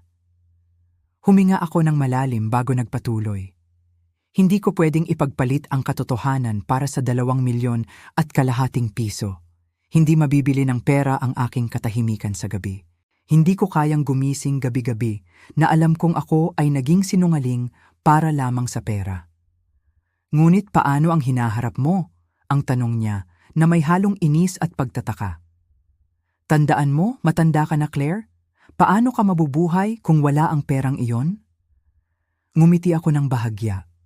Isang ngiti ng isang babaeng nakatagpo na ng kanyang tunay na kalayaan. "Mabubuhay ako ng may malinis na konsensya, Daniel," ang tugon ko. "Maliit man ang aking kainin, payak man ang aking tirahan. Alam ko sa sarili ko na hindi ako yumuko sa kasamaan. Ang katotohanan lamang ang sasabihin ko sa investigasyon. Kung ano ang totoong nangyari, iyon ang aking itatala. Walang bawas, walang labis." Tumayo na ako mula sa aking upuan. Inayos ko ang aking bag at ang aking kasuotan. Tumingin ako sa huling pagkakataon kay Daniel. Nakaupo pa rin siya doon, nakayuko, at hawak-hawak ang kanyang ulo sa sobrang kawalan ng pag-asa. Nasasaktan ako para sa kanya, ngunit alam kong ito ang landas na pinili niya. Bawat tao ay kailangang magbayad sa mga maling desisyon na kanilang ginagawa sa buhay. "Paalam, Daniel," ang marahan kong sabi. "Sana ay mahanap mo rin ang tamang landas balang araw." Tumalikod ako at naglakad palabas ng restauran. Paglabas ko ng Mary Grace, naramdaman ko ang paghihip ng malamig na hangin sa aking mukha. Tumingin ako sa kalangitan. Ang ulap ay dahan-dahang napapawi at ang sikat ng araw ay nagsisimulang sumikat ng maliwanag. Mabigat man ang mga nagdaang oras. Hirap man ang aking katawan at damdamin, sa kauna-unahang pagkakataon sa loob ng maraming taon, naramdaman ko ang isang uri ng kapayapaan na hindi kayang bilhin ng kahit ilang milyong piso. Ang kapayapaan ng isang taong nanindigan sa katotohanan. Kabanata 20. Ang hatol sa Shangri-La Sabado ng hapon. Maaliwalas ang kalangitan sa labas, ngunit sa loob ng aking dibdib may kakaibang kaba na hindi ko maipaliwanag. Ito na ang araw ng huling pagtutuos. Mula sa aking cabinet, inilabas ko ang isang damit. Isang itim at asul na eleganteng gown. Ito ang mismong damit na binili ko para sa aming anniversary dinner noong nakaraang buwan. Ang damit na hindi ko naisuot dahil nakalimutan niya ang aming usapan. Ang damit na naiwang nakabitin sa dilim habang siya ay kasama ng ibang tao. Suot ang damit na iyon, humarap ako sa salamin. Inayos ko ang aking buhok. Pinunasan ko ang anumang bakas ng lungkot sa aking mukha. Sa edad kong ito, marami na akong pinagdaanang pagsubok, pero ngayon lang ako haharap sa ganitong uri ng laban. Hindi ako pupunta roon para magwala. Pupunta ako roon para sa katotohanan. Nakatanggap ako ng opisyal na kahilingan mula sa compliance department ng kumpanya ni Daniel. Kailangan nila ang aking huling pahayag at ang orihinal na mga dokumento bago nila ilabas ang kanilang huling desisyon.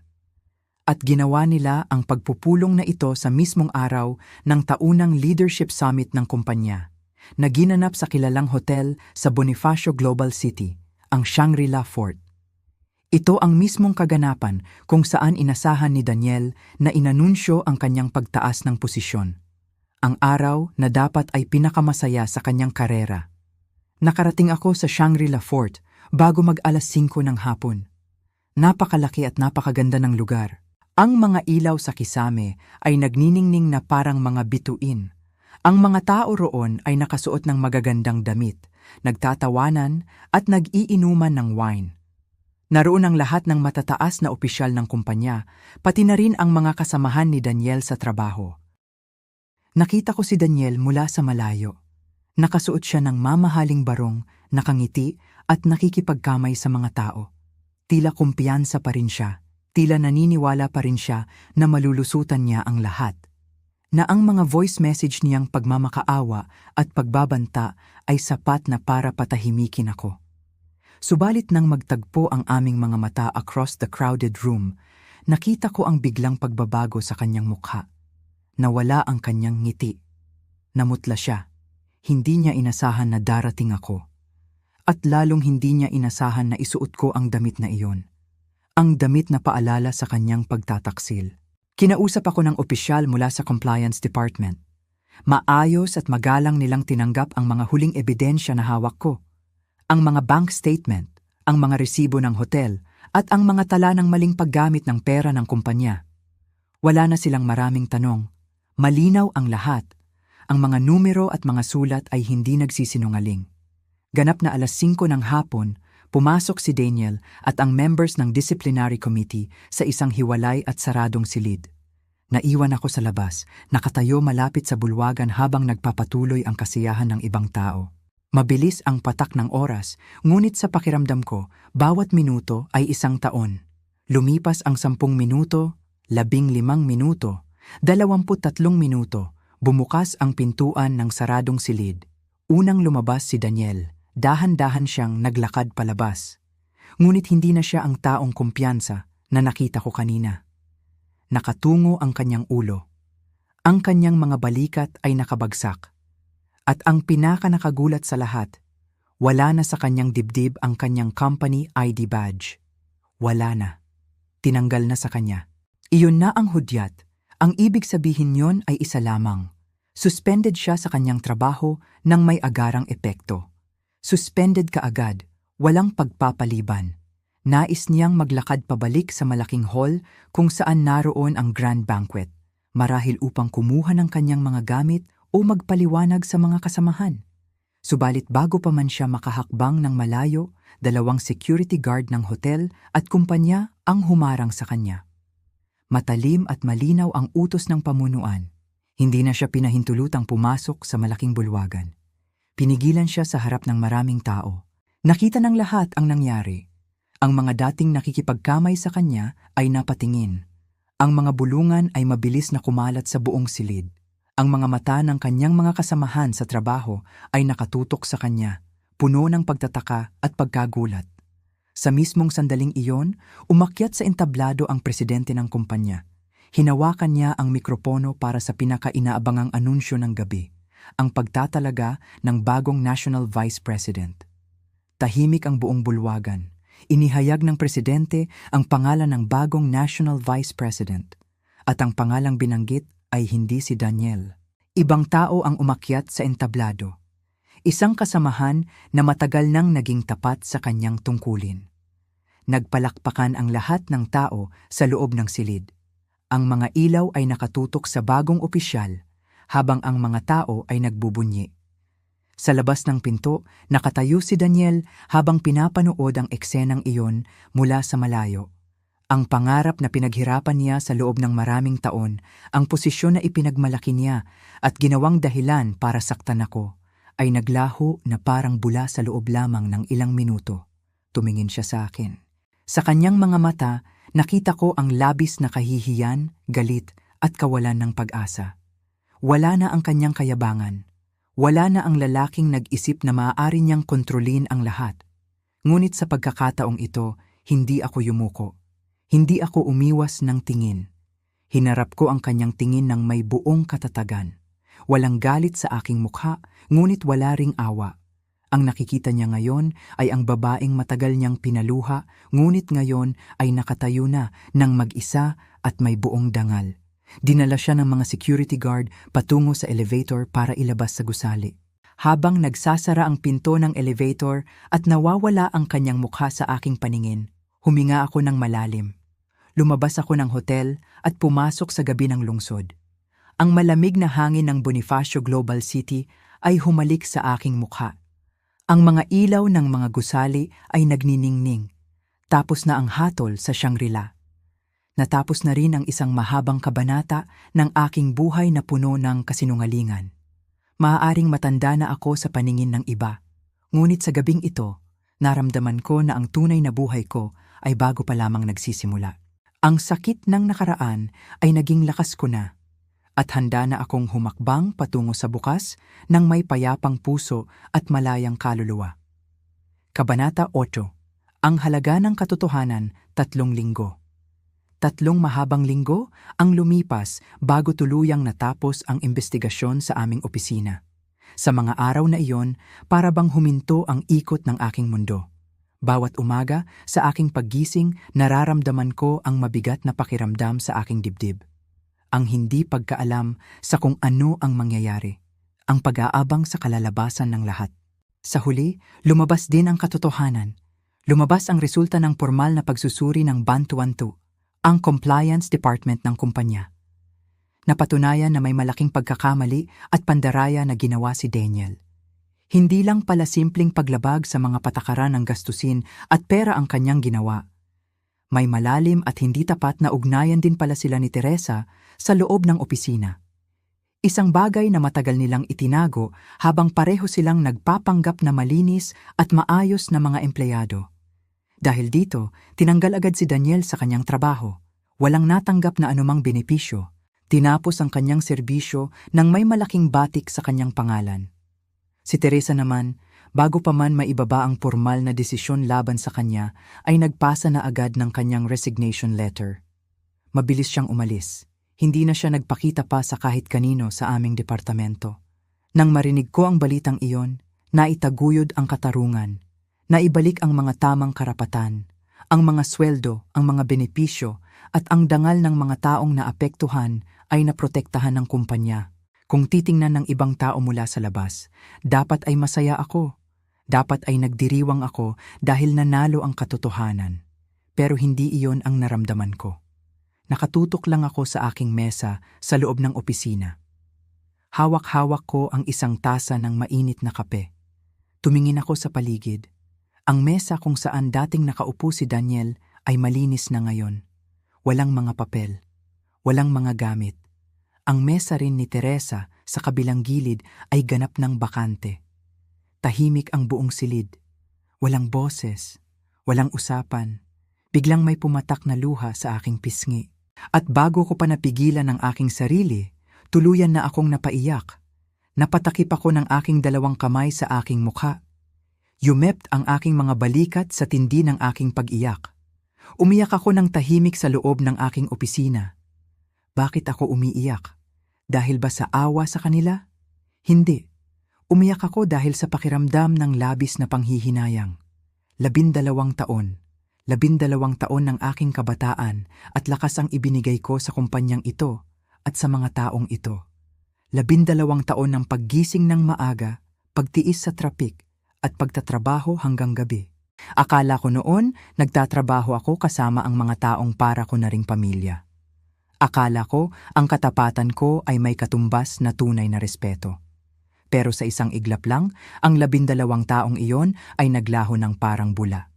Ang tiwala na itinayo ko sa loob ng napakahabang panahon ay nawala.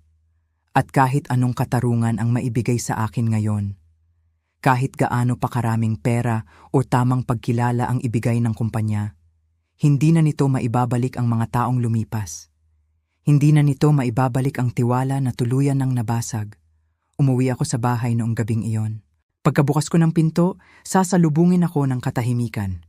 Ang lumang bahay na ito, ang bahay na pinagsumikapan kong pabilihan at ayusin sa loob ng maraming taon, ay tila napakalaki at napakalungkot ngayon. Naupo ako sa lumang upuang kahoy sa aming sala. Tumingin ako sa paligid. Nakikita ko ang mga lumang larawan sa pader. Nakikita ko ang mga sulok kung saan ako dating nakaupo habang nag-iisip tungkol sa mga problema sa trabaho. Ang bahay na ito ay puno ng mga alaala. Pero ngayon, para itong isang bakanteng silid. Malungkot. Malamig. Naisip ko ang aking buhay. Sa edad kong ito, higit sa 65 taon, napagtanto ko na ang katotohanan ay may napakataas na halaga. May mga pagkakataon sa buhay na kapag ipinaglaban mo ang tama, hindi ibig sabihin noon ay magiging madali at masaya ang lahat agad-agad. Minsan, ang katotohanan ay nagiiwan ng sugat. Nagiiwan ito ng lungkot at kawalan. Pero habang nakaupo ako sa katahimikan ng aking bahay, habang pinupunasan ko ang huling luha sa aking mga mata, huminga ako ng malalim. May kaunting ginhawa pa rin sa aking puso. Dahil alam ko sa aking sarili na hindi ako nagsinungaling. Hindi ako nandayang tulad nila. Hindi ako yumuko sa takot at hindi ko ipinagpalit ang aking dangal para lamang sa panandali ang kaginhawaan. Maaaring mawala ang 12 taon ng tiwala.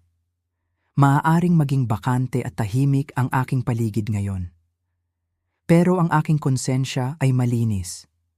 Makakatulog ako ngayong gabi nang walang takot na may makakatuklas ng aking lihim.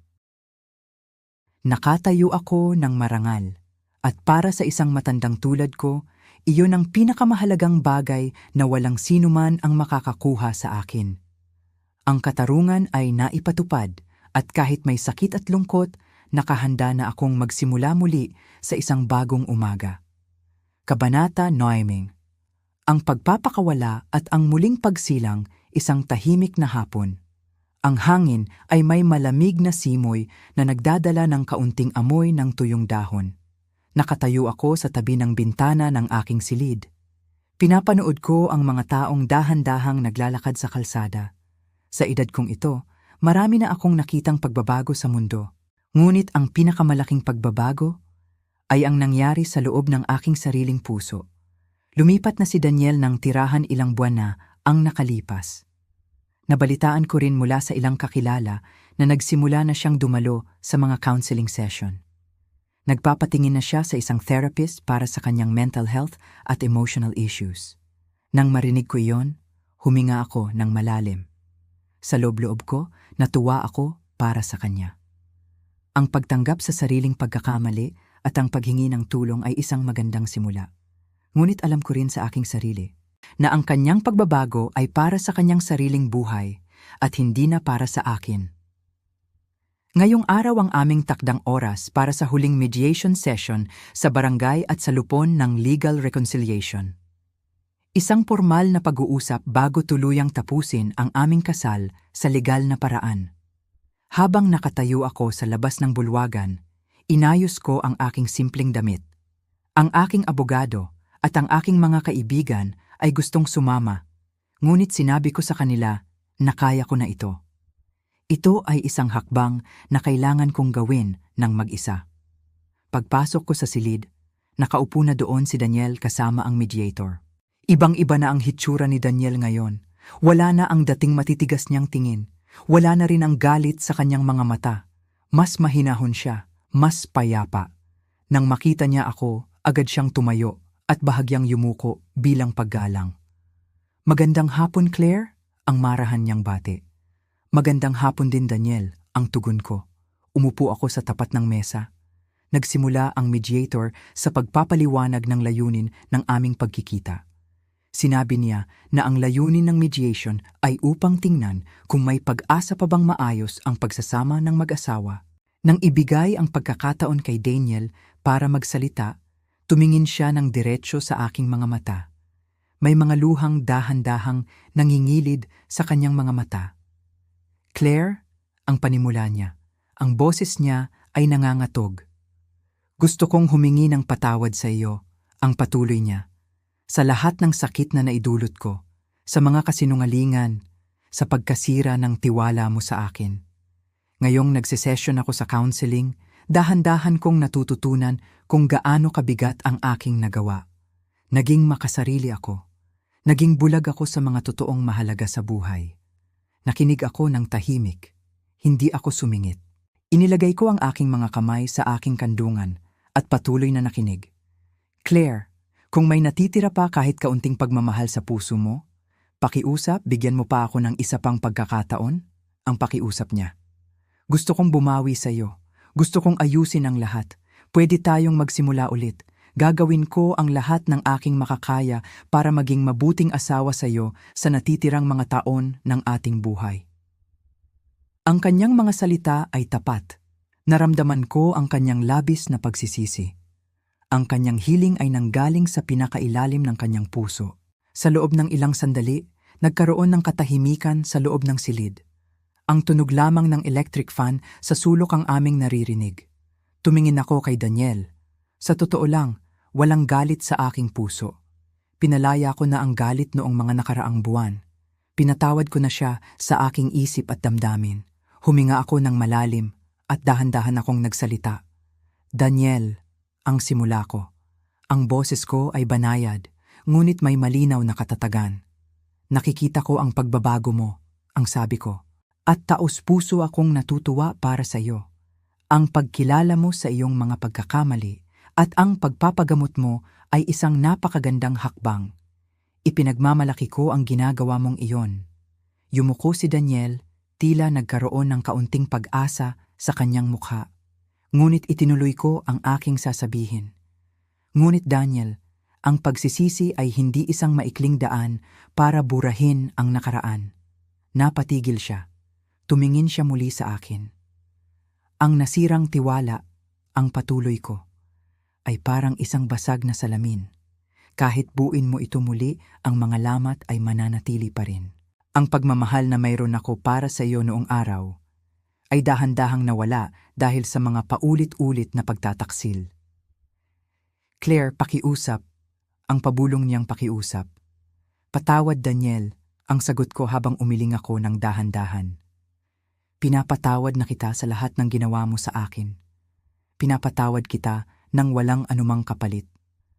Ngunit ang pagpapatawad ay hindi nangangahulugan na kailangan tayong magbalikan. Huminga ako muli ng malalim bago nagpatuloy.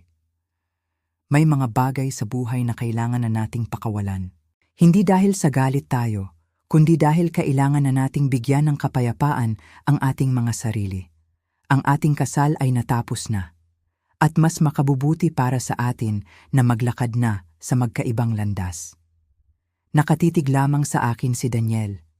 Nakita ko ang pagpatak ng kanyang luha sa mesa. Ngunit sa pagkakataong ito, wala na siyang sinabi pa. Natanto niya na ang aking desisyon ay pinal na. Ang aking paninindigan ay hindi na mababago ng kahit anong makiusap o pagmamakaawa. Sumang-ayon ang mediator sa aming napagkasunduan. Inihanda niya ang mga huling dokumento para sa tuluyang paghihiwalay ng maayos at may respeto sa isa't isa. Walang sigawan, walang sumbatan, walang palitan ng masasakit na salita. Isang maayos at formal na pagtatapos. Matapos naming lagdaan ng mga papel, tumayo na kami. Humarap si Daniel sa akin at inabot ang kanyang kamay. Salamat Claire, ang sabi niya. Salamat sa pagpapatawad mo at salamat sa lahat ng taon na inalagaan mo ako. Inabot ko ang kanyang kamay at nakipagkamay ako sa kanya. Mag-iingat ka laging sarili mo Daniel, naway mahanap mo ang tunay na kapayapaan. Lumabas ako ng bulwagan. Paglabas ko sa gusali, sumalubong sa akin ang maliwanag na sikat ng araw. Ang langit ay napakalinis at napakasaya tingnan. Walang mga maitim na ulap, Nakatayo ako sa gilid ng kalsada habang pinapanood ang mga sasakyang dumadaan at ang mga taong masayang naglalakad. Inilagay ko ang aking kamay sa aking dibdib. Wala na ang mabigat na pakiramdam na matagal kong dinala. Wala na ang takot. Wala na ang alinlangan. Sa edad kong ito, marami ang mag-aakala na huli na ang lahat para magsimula muli. Mag-isa na ako. Walang asawang sasala sa aking mga problema. Ngunit habang tumitingin ako sa aking paligid, naramdaman ko ang isang bagay na matagal ko nang hindi nararamdaman. Ang kalayaan. Ang kalayaan na mabuhay ng may karangalan. Ang kalayaan na gumising sa umaga na may malinis na konsensya. Ang kalayaan na hawakan ang sarili kong buhay nang walang hawak na kasinungalingan o takot. Tumingala ako sa langit at nagdasal ng tahimik. Salamat sa lakas ng loob. Salamat sa gabay. Ngumiti ako ng napakatamis. Isang bagong kabanata ng aking buhay ang nagsisimula na ngayong araw. Isang buhay na malaya, may dangal at puno ng kapayapaan. Naglakad ako ng dahan-dahan, ngunit may buong tiwala sa bawat hakbang patungo sa aking bagong bukas. Pangwakas, ang bagong simula ng aking buhay, isang tahimik na hapon sa aking maliit na beranda. Nakatupo ako sa aking paboritong upuang gawa sa rattan. Hawak-hawak ko ang isang tasa ng mainit na tsokolate. Ang amoy ng tsokolate ay nagdadala sa akin ng alaala ng aking kabataan. Noong ang buhay ay mas simple, mas payak, at mas tahimik. Habang pinapanood ko ang paglubog ng araw sa kalsada, pumasok sa aking isip ang lahat ng aking pinagdaanan. Ang mga araw ng galit, ang mga gabi ng pag-iyak, ang mga oras ng matinding alinlangan. Akala ko noong una, kapag dumating ang ganitong edad, ang buhay ay dapat na maging tahimik na lamang at walang anumang malalaking pagsubok. Akala ko huli na ang lahat para magdesisyon para sa sarili. Ngunit maling-mali ako. Ang buhay pala ay hindi natatapos dahil lamang sa tayo ay tumanda na. Ang totoong buhay ay nagsisimula sa sandaling piliin natin ang katotohanan. Sinabi sa akin ng ilang mga kakilala noong una, "Claire, magtiis ka na lang. Matanda ka na." Ano na lang ang sasabihin ng mga tao sa paligid natin? Magtiis. Ang salitang iyon ay matagal na dumaan sa aking isip. Magtiis sa kasinungalingan? Magtiis sa kawalan ng respeto? Ngayon, napagtanto ko na ang pagtiis sa maling bagay ay hindi katapangan. Ang tunay na katapangan ay ang pagtayo para sa sariling dangal. Kahit na ikaw ay mag-isa. Ang 2,000,000 at kalahating piso na inialok sa akin noon ay isang napakalaking halaga. Sa paningin ng iba, iyon ay sapat na para sa isang komportableng buhay. Ngunit alam ko sa aking puso na walang halaga ng pera ang makakabili ng kalayaan ng isang tao. Ang malinis na konsensya ay mas mahalaga kaysa sa kahit anong yaman sa mundo. Ngayon, kapag gumigising ako sa umaga, nararamdaman ko ang kakaibang lightness sa aking dibdib. Wala na ang mabigat na pasanin. Wala na ang takot sa kung ano ang mangyayari bukas. Nagluluto ako ng aking agahan, nagdidilig ng aking mga halaman, at nagdarasal ng may tunay na kapayapaan sa puso. Para sa mga tulad kong nakatatanda na, mga lolo at lola, mga nanay at tatay na nakikinig ngayong araw, nais kong sabihin sa inyo, huwag kayong matakot. Huwag kayong matakot na magsimula muli. Hindi pa huli ang lahat. Ang edad natin ay hindi balakid para mamuhay ng may dignidad at kalayaan. Ang bawat araw na ibinibigay sa atin ng may kapal ay isang regalo. Isang pagkakataon para maging masaya, maging tapat, at maging malaya. Habang unti-unting dumidilim ang paligid at nag-iilaw ang mga ilawan sa kalsada, huminga ako ng malalim. Tumingala ako sa langit at nagpasalamat. Maganda ang buhay. At ang aking bagong kwento ay bagong nagsisimula pa lamang.